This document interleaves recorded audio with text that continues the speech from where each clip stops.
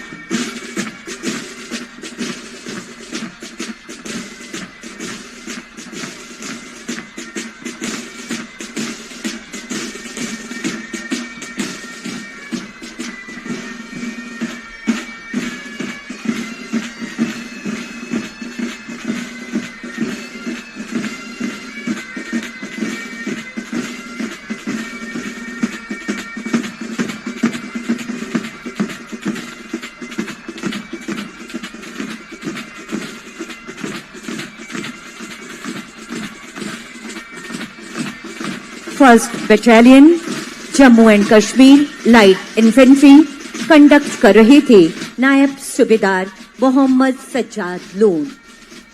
और ढलता जाता सूरज और गहराती जाती सांझ का ये संधि पर्व एक अविस्मरणीय कार्यक्रम के साक्षी बन रहे हैं हम और आप। अगला आमंत्रण होगा जैप 1 बैंड टीम का। सब इंस्पेक्टर रविंद्र राम के नेतृत्व में इस टीम को तराशने का काम किया और आज इस बैंड डिस्प्ले को कंडक्ट कर रहे हैं कांस्टेबल सीटी हीरा क्षेत्री। यूं तो यह बैंड ब्रिटिश काल से ही अस्तित्व में है, लेकिन सन 1979 में इसी पूरी बैंड पार्टी का रूप दिया गया। वर्ष 2000 में बढ़ते आगे और अगली खबर आपको रांची से बताएं, जहां रिम्स के जूनियर डॉक्टर और तिरिल बस्ती के युवकों के साथ मारपीट मामले का सीसीटीवी फुटेज सामने आ गया है। मारपीट की घटना को लेकर बस्ती के युवक और जूनियर डॉक्टर ने एक दूसरे पर आरोप भी लगाया।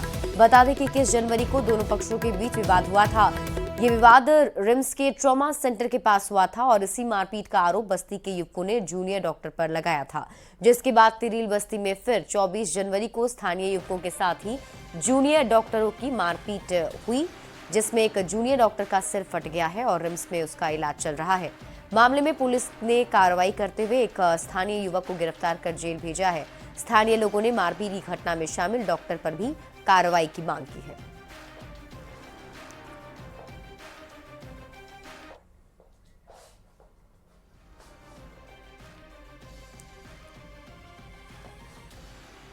बोकारो के सेक्टर 6 में सेक्टर 6 के क्वार्टर नंबर 4040 में बंद घर को चोरों ने निशाना बनाया है।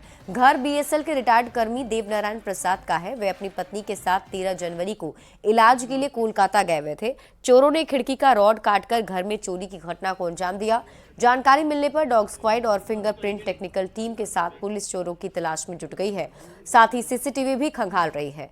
कितने की चोरों की इसमें कितने की चोरी हुई है, फिलहाल अभी इसका आकलन पुलिस की टीम की तरफ से किया जा रहा है। ये फूफा जी हैं जिनका ये फ्लैट है, उनके यहाँ चोरी हो गई। कहाँ गए हुए थे, क्या है? फूफा जी हमारे कलकत्ता गए हुए हैं। हमारी फुआ का गल ब्लडर में स्टोन हो गया है, उसके ऑपरेशन के लिए। कैसे सूचना मिली आप लोगों को? टेलीफोन से सूचना दिए कि हमारे के हम धनबाद में रहते हैं, सूचना दिए कि मेरे घर में चोरी हो गई है, थोड़ा जाकर देख लो। डीवीआर के माध्यम से वो फुटेज निकालने का हम लोग कोशिश कर रहे हैं। इसके अतिरिक्त जो है वो फिंगरप्रिंट्स और डॉग स्क्वाड की भी मदद हम लोग ले रहे हैं। इसमें एरिया से घुसा गया है, मतलब वो देखने से उस एरिया वो सारा चीज़ लग रहा है कि कोई नाबालिग टाइप का या फिर कोई कम उम्र का ही कोई होगा जिसके द्वारा चोरी किया गया है वहाँ। खबर रामगढ़ से है, जहां सौंदा सयाल मुख्य मार्ग पर टिपला रेलवे साइडिंग के पास हाईवा ने रेलवे को बैरियर को तोड़ दिया। बताया जा रहा है कि हाईवा सौंदा साइडिंग से कोयला गिराकर वापस लौट रहा था। हाईवे का डाला उठा हुआ था, जिसकी वजह से डाला रेलवे की ओर से लगाए गए लोहे के बैरियर में फंस गया और बैरियर टूटकर डाला पर गिर गया। गनीमत रही कि हादसे में हाईवा के ड्राइवर और खलासी बाल बाल बच गए। खबर साहिबगंज से है, जहां नगर थाना क्षेत्र में स्टेशन के पास एक होटल से एक व्यक्ति का शव मिला है। शव की शिनाख्त कुलीपाड़ा निवासी जतनलाल पासवान के रूप में की गई। मृतक के भाई ने बताया कि होटल के कर्मचारी ने तबीयत बिगड़ने की जानकारी दी थी, जिसके बाद जब वे पहुंचे तो भाई की मौत हो चुकी थी। बताया जा रहा है कि मृतक 2 दिन पहले दुमका जेल से छूट कर आया था। पुलिस अब पूरे मामले की जाँच कर रही है। संदिग्ध अवस्था में है। अगर उसको कुछ उस समय हुआ था, झुका हुआ था, जिस कदर वो पलंग पर के नीचे झुका हुआ था, उस समय कोई देखा तो उसको सीधा क्यों नहीं किया? हाँ, अरे मानव आपके होटल में है, मानवता के नाते उसको सीधा करना चाहिए था। और मैंने आते ही ये पूछा कि आपके सीसीटीवी है, तो बोला नहीं है। ये कितने दिन से घर नहीं गए? ये बाहर इसका अलग से दरवाजा है, उसको लॉक करता है, निकल जाता है, कब आता है कब। खबर गिरिडीह से है, जहां ब्लास्ट मामले में पीड़ित परिवार का चौंकाने वाला बयान सामने आया। पीड़ित परिवार की मां ने तो अंदर सोए परिवार को मारने की कोशिश थी। किसी ने खिड़की से घर के अंदर पेट्रोल डालकर आग लगा दी, जिसके बाद घर में जबरदस्त ब्लास्ट हो गया। बता दें कि शीतलपुर में एक घर में ब्लास्ट हुआ था। इस घटना में एक की मौत हो गई, जबकि 5 लोग झुलस गए। सूचना मिलते ही पुलिस मौके पर पहुंची और घायलों को इलाज के लिए अस्पताल में भर्ती कराया गया है।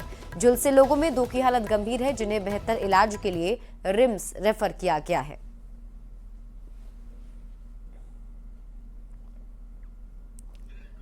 रात में हम लोग 2 बजे लगभग में हम आवाज़ सुने कि मतलब खिड़की से मतलब जैसे पानी गिर रहा है। हाँ हाँ। उसके बाद हम जब उठे हल्के परिवार में दोनों उठे ना। हाँ। तो देखे पेट्रोल की पूरा गम हो रहा है। अच्छा। और घर में पूरा फैल गया पेट्रोल। हाँ। पेट्रोल से। हाँ। तो उठ के हम उठे परिवार में इस बात है से गिरा दे लोग।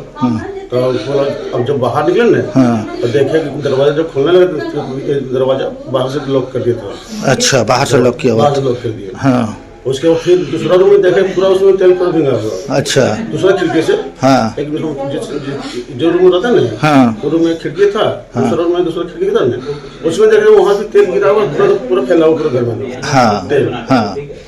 उसके बाद हम दरवाजा खोलने जब चाहे ना चलने में देखे दरवाजा लेकर बंद था। हाँ। एक बार ब्लास्ट ऐसा मतलब आग लगा ना। हाँ, पूरा मतलब माचिस मारा हुआ बाहर से। हाँ। तो पूरा घर को पूरा फैल के पूरा गया। हम लोग तो दिखाने लगे, कुछ दिखाने देने लगे। हाँ। धनबाद में गाड़ियों की रफ्तार पर ब्रेक नहीं लग पा रही है। गोविंदपुर में NH-19 पर तेज रफ्तार का कहर एक बार फिर से देखने को मिला है। खालसा होटल के सामने GT रोड पर इंजामुल हक की सड़क हादसे में मौत हो गई। बताया जा रहा है कि युवक सकारी डी का रहने वाला था और बाइक से गोविंदपुर की तरफ जा रहा था। इस बीच खालसा होटल के पास ट्रेलर ने बाइक सवार को अपनी चपेट में ले लिया। हादसे के बाद ट्रेलर ड्राइवर मौके से फरार हो गया। नाराज लोगों ने जमकर हंगामा किया है, रोड जाम कर दिया है। गोविंदपुर थाना प्रभारी ने लोगों को मुआवजे का भरोसा देकर मामला शांत कराया। 9:15 बजे ये खालसा के सामने GT रोड पर एक इंजमामुल नाम के लड़के हैं सरकार डी के, उनको एक गाड़ी वाला धक्का मार दिया है। उनकी मृत्यु हो गई है यहीं पर और आगे कार्रवाई हम लोग कर रहे हैं। गाड़ी भाग गया है, गाड़ी भी पकड़ा जाएगा। जो इसमें कार्रवाई होगा विधिवत सब किया जाएगा। बात हो रही है जो सरकारी प्रोसेस में है, जो सरकार बोलती है, सब मुआवजा मिलेगा। बात जमशेदपुर की करते हैं, जहां चोरों का आतंक देखने को मिल रहा है। चोरों ने परसूरी थाना क्षेत्र के दयाल सिटी अपार्टमेंट में चोरी की घटना को अंजाम दिया। इस अपार्टमेंट के 2 फ्लैट को चोरों ने अपना निशाना बनाया। करीब 3 लाख के गहने समेत कई कीमती सामान लेकर चोर फरार हो गए। पूरी घटना CCTV कैमरे में कैद हो गई। फिलहाल पुलिस ने मामला दर्ज कर आगे की कार्रवाई शुरू कर दी है।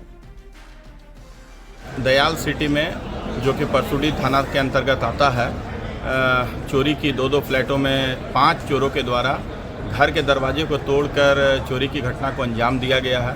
इस क्षेत्र में लगातार चोरी की घटनाएं बढ़ रही है।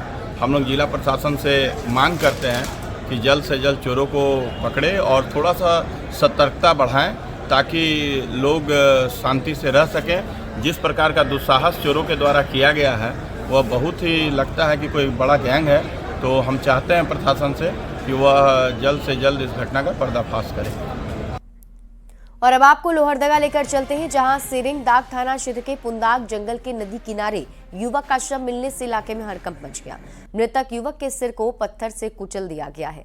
सूचना मिलते ही मौके पर पहुंची पुलिस ने मामला दर्ज कर आगे की कार्रवाई शुरू कर दी है। फिलहाल युवक की पहचान नहीं हो पाई है। देखिए, हम लोग को सूचना मिला था पब्लिक के अनुसार से कि वहाँ पर नदी में कोई डेड बॉडी पड़ा हुआ है। सूचना के आधार पर हम लोग गए वहाँ थाना प्रभारी के साथ में, फिर बॉडी को अपने साथी करके लाए। अभी तक उसका कोई पहचान नहीं हो पाया। देश के अमीर कारोबारी में 299वां स्थान रखने वाले गिरिडीह के व्यवसायी सुरेश जालान ने 90 करोड़ रुपए में प्राइवेट जेट खरीदा है। इसकी चर्चा न सिर्फ गिरिडीह जिले बल्कि पूरे राज्य भर में हो रही है। स्विट्जरलैंड से 10 सीट वाली इस विमान की गिरिडीह के बोडो हवाई अड्डा में पहली लैंडिंग कराई गई। इसके बाद पूजा अर्चना के साथ उद्घाटन किया गया। इस प्राइवेट जेट ने पहला टेक ऑफ बोडो हवाई अड्डे से कोलकाता के लिए किया है।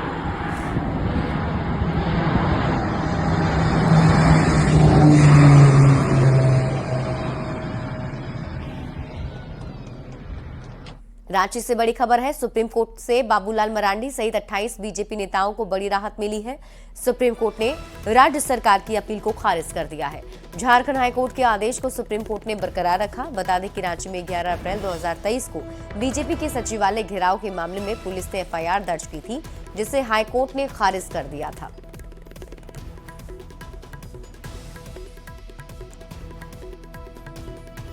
कुंभ में स्नान को लेकर यूपी के सीएम योगी आदित्यनाथ को चुनौती देने वाले स्वास्थ्य मंत्री इरफान अंसारी के सुर बदल गए हैं। उन्होंने कहा कि योगी आदित्यनाथ को चुनौती दी थी, लेकिन उन्होंने संतों को आगे कर दिया। संत, मौलाना और धर्म गुरुओं का वे सम्मान करते हैं। इरफान अंसारी ने कहा कि उनकी आड़ में राजनीति करना बीजेपी को शोभा नहीं देता। वहीं महाकुंभ में स्नान करने जाएंगे या नहीं, इस सवाल पर उन्होंने कोई टिप्पणी नहीं की। उन्होंने सिर्फ इतना कहा कि जब जाएंगे तो मीडिया को भी साथ लेकर जाएंगे। तो उत्तर प्रदेश के मुख्यमंत्री योगी जी को बोला हूँ, अब योगी जी आगे करते रहे संतों को, साधु को, ये नहीं होना चाहिए। अब हम बोलेंगे तो मौलाना लोग आगे आ जाएगा क्या? ये तो नहीं होना चाहिए ना। हमारे पास भी कई मौलाना है, तो कम से कम भाजपा को समझना चाहिए।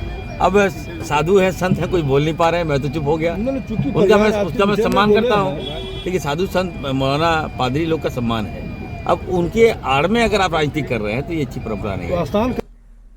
झारखंड में अब मोटे अनाज की मांग समय के साथ बढ़ रही है। तब Jharkhand state livelihood promotion society यानी कि JSLPS का पलाश ब्रांड की भूमिका बड़ी हो जाती है। साल 2020 में सीएम हेमंत सोरेन ने पलाश ब्रांड के कॉन्सेप्ट को लागू किया।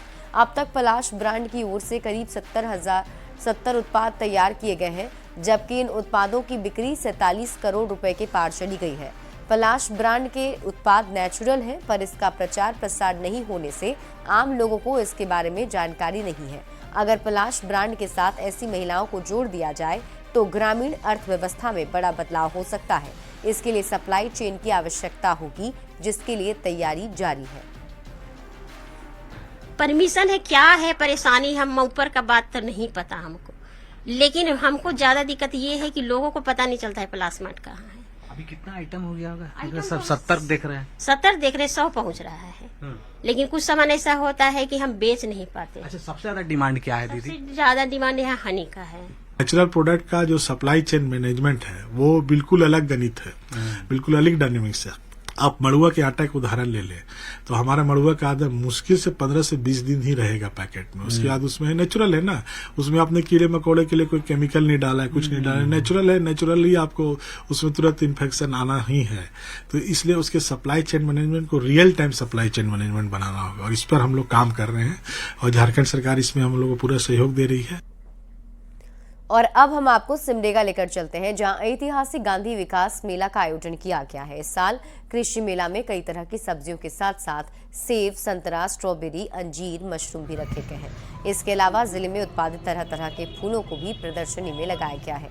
इन उत्पादनों को देखकर जिले के अन्य किसानों को भी इस उत्पादन की खेती करने का प्रेरणा मिल रहा है। एक साल इंतजार करते हैं कि ये कृषि प्रदर्शनी जो लगता है उसमें हम जाएं और उससे कुछ सीखें। इससे हमें बहुत कुछ सीखने को मिलता है। बहुत तरह तरह की वस्तुएं हमारे यहाँ पे फसल लगाए जाते हैं किसानों के द्वारा। अब वो देखकर हमें भी लगता है कि अगर किसान सही में उत्पादित कर सकते हैं इतने बढ़िया बड़े बड़े आकार के, आपके देखेंगे पपीता है, अमरूद है, कटहल है, हर सीजन में लोग फसल उगा रहे हैं। तो सीखने का तो हर कोई को अवसर मिलता है। और हम सभी एक साल इंतजार करने के बाद हमेशा गांधी मेला में जो कृषि विकास मेला लगता है उसका इंतजार करते हैं। और अगली खबर आपको गुमला से बताते हैं, जहां रायडी प्रखंड में ग्रामीणों ने श्रम दान कर जर्जर सड़क को बना दिया है। धंगरी लुका गांव से सलकाया भेलवाडी गांव तक 2 किलोमीटर तक सड़क काफी जर्जर हो चुकी थी, जिससे लोगों को काफी कठिनाइयों का सामना करना पड़ता था। इस सड़क की वजह से कई हादसे हुए हैं। गांव के ग्रामीण कई बार सड़क बनाने की मांग को लेकर सरकार और स्थानीय जनप्रतिनिधि से प्रशासन तक गुहार लगा चुके हैं, लेकिन प्रशासन ने जर्जर सड़क बनवाने को लेकर कोई पहल नहीं की। जब प्रशासन ने मुंह मोड़ा तो गांव के युवाओं की टोली ने हाथों के कुदाल लिए और 2 किलोमीटर सड़क पर मिट्टी भरकर श्रमदान किया और सड़क को चलने लायक बनाया है। और फिलहाल इस बुलेटिन में अभी के लिए बस इतना ही। आप देखते रहिए न्यूज़ 18 बिहार झारखंड।